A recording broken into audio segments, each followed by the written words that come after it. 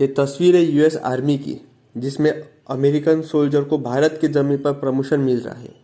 और पीछे जो पर्वत है वो है नंदा देवी। ऐसा क्या है नंदा देवी में, क्या हुआ था 1965 में नंदा देवी पर, जिसने बना दिया नंदा देवी को अमेरिका के लिए खास? आइए जान लेते हैं।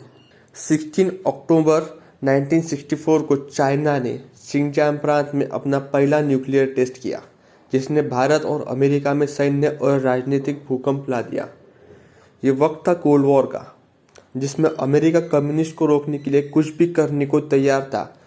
और 1962 में हुई भारत चाइना वॉर में हार के बाद भारत को भी इस न्यूक्लियर टेस्ट के बारे में फिक्र करना जरूरी था। चाइना के न्यूक्लियर प्रोग्राम की जासूसी करने के लिए अमेरिका की सीआईए और भारत की इंटेलिजेंस ब्यूरो ने लॉन्च किया एक जासूसी ऑपरेशन, जिसे नाम दिया गया ऑपरेशन हैट। ऑपरेशन हैट के अंडर एक स्ट्रॉन्ग लिसनिंग डिवाइस जो पावर्ड होगा 7 प्लूटोनियम फ्यूल रॉड से, उसे चाइना बॉर्डर के पास इंस्टॉल करना था, जहां से वो चाइना से आने वाले रेडियो सिग्नल को आसानी से इंटरसेप्ट कर सके। और इसके लिए चुना गया नंदा देवी पर्वत को। नंदा देवी उत्तराखंड के हिमालय में बसी हुई पर्वतों की वो देवी, जिसकी खूबसूरती ऐसी कि जो एक बार देखे वो कभी भूल ना पाए। लेकिन हड्डियां जमाने वाली ठंड, बर्फीले तूफान और गहरी खाइयों की वजह से उतनी ही रौद्र और खतरनाक। नंदा देवी 26,000 फीट की ऊंचाई के साथ भारत का दूसरा सबसे बड़ा पर्वत, जो भारत चाइना बॉर्डर के पास था और जिसकी चोटी से चाइना पर आसानी से नजर रखी जा सकती थी। इस ऑपरेशन में भारत से शामिल हुए captain MC Kohli, Sonam Wangyal, SCS Rawat और जीएस भांगू, जो 1965 में ही एवरेस्ट को फतेह कर आए थे। और अमेरिका से 14 माउंटेनियर्स को इस ऑपरेशन में शामिल किया गया। नंदा देवी पर चढ़ाई करने से पहले इन 18 माउंटेनियर्स ने माउंट एमसी किनली, अलास्का में पर्वत चढ़ाई की। और ऑपरेशन के लीडर को बनाया गया भारत से कैप्टन एमसी कोहली को। ऑपरेशन को चाइना की नज़र से दूर रखने के लिए टीम को अमेरिकन एयरफोर्स के लिए हाई अल्टीट्यूड फ्लाइट पर रिसर्च कर रहे टीम का कवर दिया गया। बेस कैंप पर टीम के सामान और डिवाइस को लोकल कुलियों की मदद से पहुंचाया गया। उनमें से कुछ ने बाद में बताया, जो सामान वो ढोकर ले जा रहे थे उसमें से इतनी गर्मी निकल रही थी कि उन्हें नंदा देवी पर कोई ठंड महसूस ही नहीं हो रही थी। ऑब्वियसली वो हिट उन प्लूटोनियम रॉड की थी जिसका इस्तेमाल करके स्नैप जनरेटर इलेक्ट्रिसिटी प्रोड्यूस करता और लिसनिंग डिवाइस के पावरफुल सेंसर्स को चलाता। टीम सितंबर 1965 में नंदा देवी बेस कैंप पहुंची और नंदा देवी की चढ़ाई चालू की। मिड अक्टूबर में टीम जब अपने मंजिल से सिर्फ 2000 फीट की दूरी पर थी, तभी नंदा देवी पर एक भयंकर बर्फीले तूफान ने दस्तक दी। ऐसे मौसम में ऊपर चढ़ाई करना या फिर वही रुकना मतलब अपनी जान को खतरे में डालना था। तूफान को बढ़ता देख टीम लीडर एमसी कोहली ने ऑपरेशन को बीच में रोक टीम को लेकर बेस कैंप वापस आने का फैसला किया।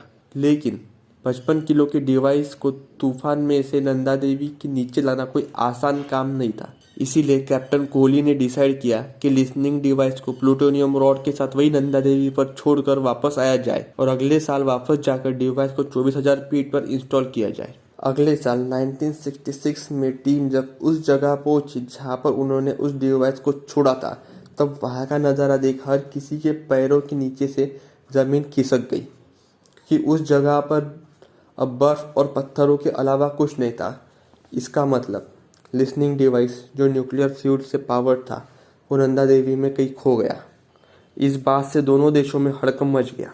न्यूक्लियर डिवाइस को ढूंढने के लिए कई सर्च ऑपरेशन किए गए, लेकिन उसका कभी कोई मतलब नहीं निकला, क्योंकि वो न्यूक्लियर डिवाइस बाद में कभी मिला ही नहीं।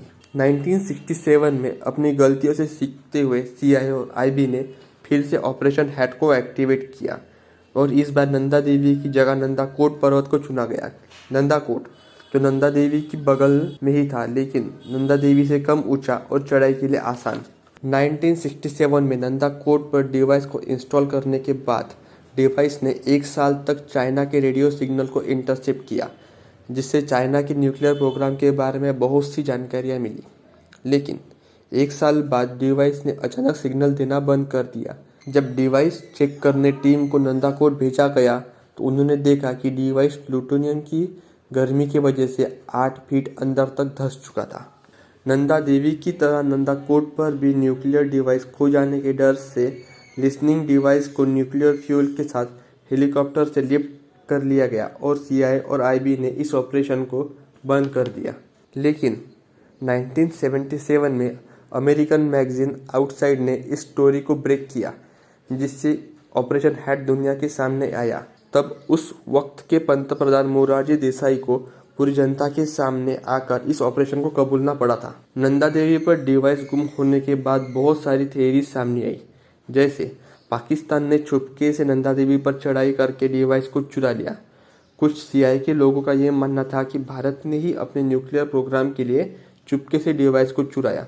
लेकिन नंदा कोट पर हुए हादसे के बाद ये साबित हो गया था कि प्लूटोनियम से निकलने वाली हीट की वजह से डिवाइस नंदा देवी ग्लेशियर के बर्फ को पिघलाते हुए नीचे चला गया और ग्लेशियर के सतह पर जाकर कहीं खो गया। नंदा देवी ग्लेशियर, जहाँ से कई छोटी बड़ी नदियाँ निकलती है और जो आगे जाके गंगा में मिलती है, उस नंदा देवी के सतह पर आज भी कई वो 7 प्लूटोनियम रॉड मौजूद है और गंगा के पानी को न्यूक्लियर रेडिएशन से प्रदूषित करने का खतरा बना रहे हैं। लेकिन अगर हम एक्सपर्ट की माने तो गंगा में पानी का इनफ्लो इतना ज़्यादा है कि अगर आगे जाके कभी न्यूक्लियर रेडिएशन लीक भी हो गया तो इतना ज़्यादा पानी होने की वजह से पानी न्यूक्लियर रेडिएशन को अपने आप न्यूट्रलाइज कर देगा और किसी को कोई नुकसान नहीं होगा। तो ये स्टोरी थी वो न्यूक्लियर मिसिंग डिवाइस की जो नंदा देवी पर कहीं खो गया है। अगर आपको ये कंटेंट पसंद आया तो like, share and subscribe. Thank you.